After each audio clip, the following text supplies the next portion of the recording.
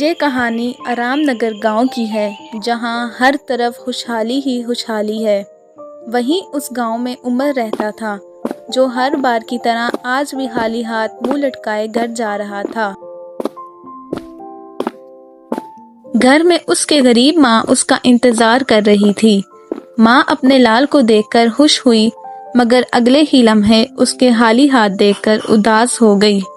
بیٹا کئی دن ہو گئے ہیں، تمہارے چہرے پر ہر دن تھوڑی اور پریشانی نظر آتی ہے، کیا کچھ کام ملا؟ نہیں اماں، میں نے ہر جگہ کوشش کی مگر کہیں بھی نوکری نہیں مل رہی۔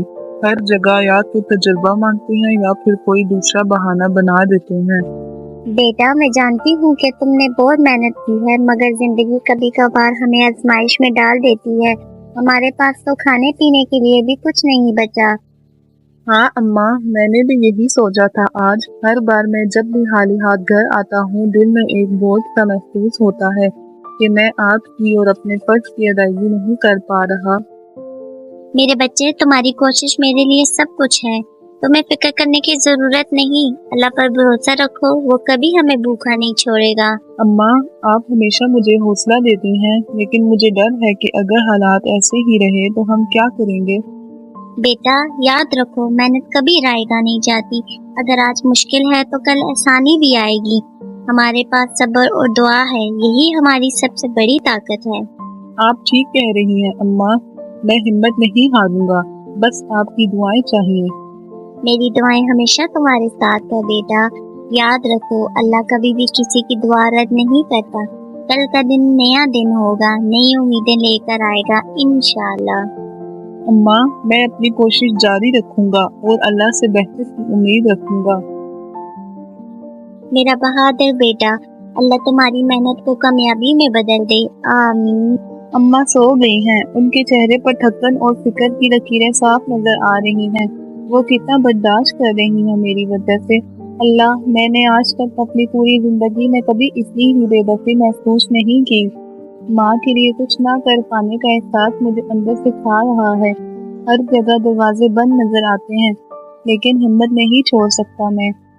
یہ سب ماں کو دکھانا نہیں چاہتا مگر دل میں اتنی بے چینی ہے کہ کیسے سمجھاؤں۔ ماں تو ہر بار مجھے تسلی دیتی ہیں لیکن ان کی آنکھوں میں چھپی ہوئی فکر کو میں کیسے نظر انداز کر سکتا ہوں۔ میں نے سب کچھ آزمایا پھر بھی ناکامی میرا مقدر بن رہی ہے۔ لیکن اگر میں ہمت ہار گیا تو ماں کا کیا ہوگا؟ میری قوت کا واحد سہارا ماں ہے، میں ان کے سامنے کمزور کیسے پڑ سکتا تھا؟ نہیں، مجھے ہار نہیں ماننی چاہیے۔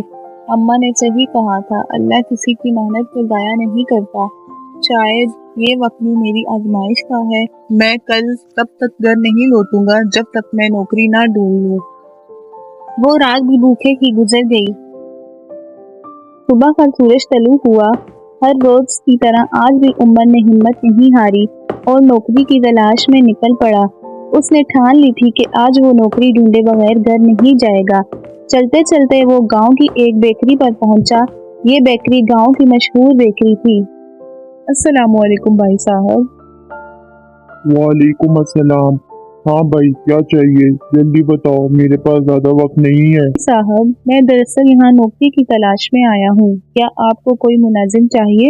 میں بہت محنتی ہوں اور کسی بھی کام کے لیے تیار ہوں۔ نوکری؟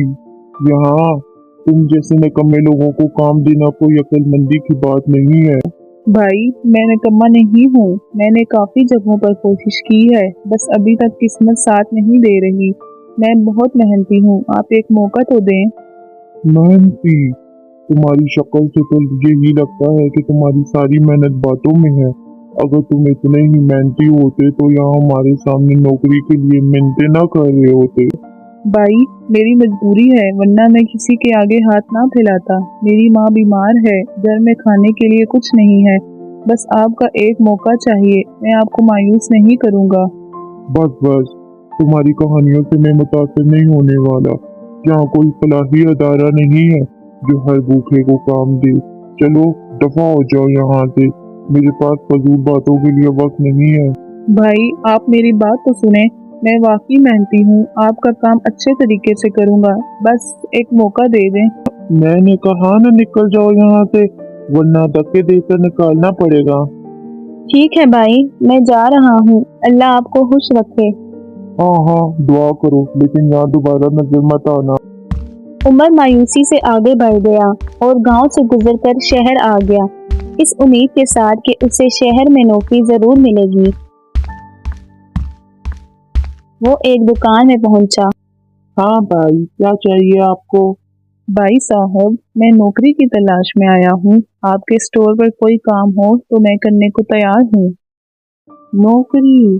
دیکھو، میرے پاس ابھی اضافی آدمی رکھنے کی گنجائش نہیں ہے۔ اسٹور بھی چھوٹا ہے اور کام بھی زیادہ نہیں ہوتا، لیکن فی الحال یہاں کوئی جگہ خالی نہیں ہے۔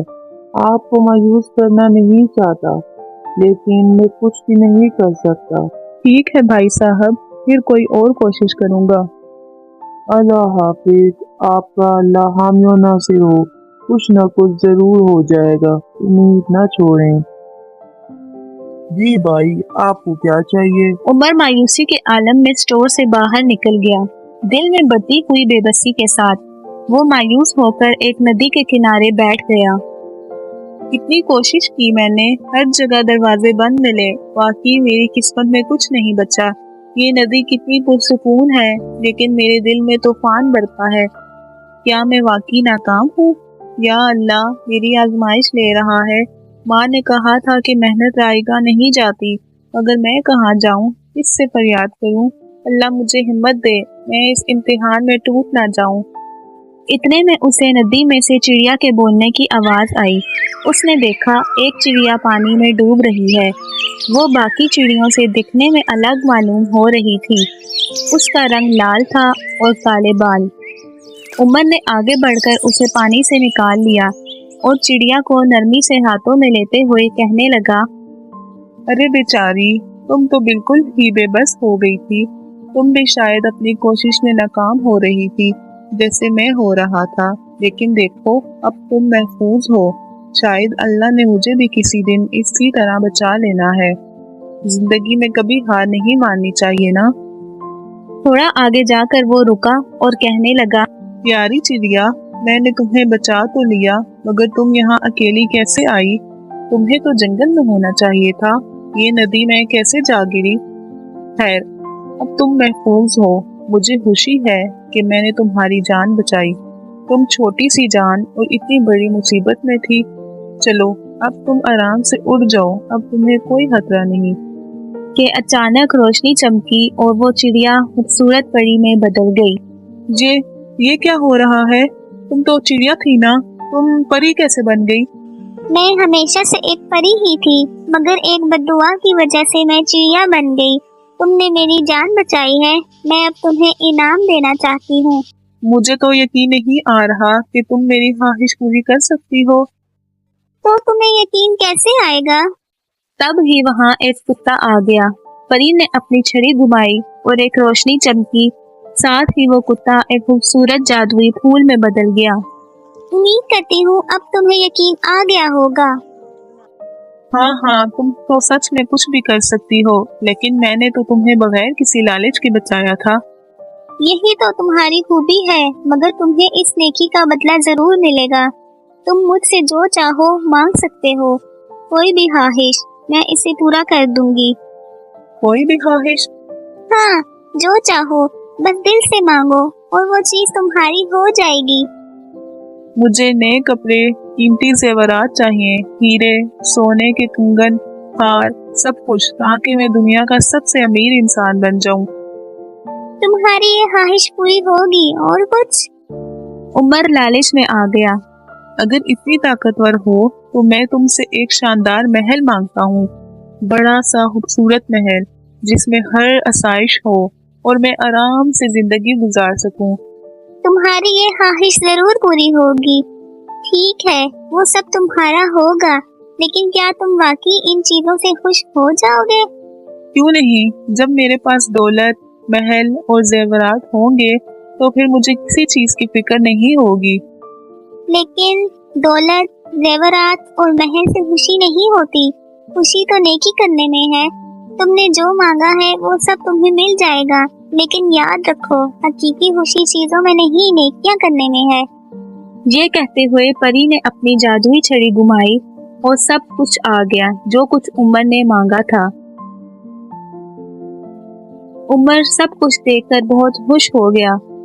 میری ایک بات یاد رکھنا، نیکی کرنا، کیونکہ برائی نیکیوں کو مٹا دیتی ہے۔ اب میں چلتی ہوں، خوش رہو۔ وہ اپنے نئے گھر چلا گیا۔ اب وہ امیر ہو گیا تھا۔ دن گزر گئے، کافی دنوں بعد۔ کہتے ہیں کہ لالچ انسان کو اندھا کر دیتی ہے، وہ بھی ہر احساس سے اندھا ہو گیا تھا۔ وہ لوگوں کے ساتھ وہی سلوک کرنے لگا جو اس کے ساتھ ہوا تھا۔ وہ بے حس ہو گیا تھا۔ بیٹا، میری مدد کر دو، لکڑیاں میرے گھر پہنچانے میں میری بوڑھی ہڈیوں میں اتنی طاقت نہیں کہ میں اب مزید ان کا بوجھ برداشت کر سکوں۔ بابا جی، اپنا کام خود کرو، کیوں پریشان کرتے ہو؟ میرے پاس اتنا فضول وقت نہیں تمہارے یہ فضول کام کرتا پھروں۔ وہ یہ کہہ کر آگے بڑھ گیا۔